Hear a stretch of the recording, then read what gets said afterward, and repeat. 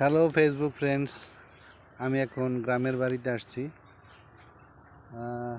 আপনারা শোনেন যে দক্ষিণা হাওয়া, এটা আসলে গ্রামে না আসলে বা খোলা নেচারের মধ্যে না আসলে বোঝা যায় না। আমি এখন দক্ষিণা বাতাস খাচ্ছি। এই দেখেন আমার চুল উঠতেছে।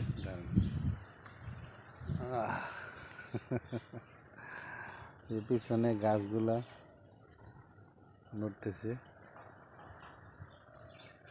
আসলে সেই লেভেলের অনুভূতি আর কি, দক্ষিণা বাতাস। যাই হোক, আপনারা নেচারের মাঝে মানে প্রকৃতির মধ্যে যাবেন আর বাতাস খাবেন। এই জমিগুলোর মধ্যে ধান ছিল কিছুদিন আগেও, এগুলো সব কাটা হয়ে গেছে।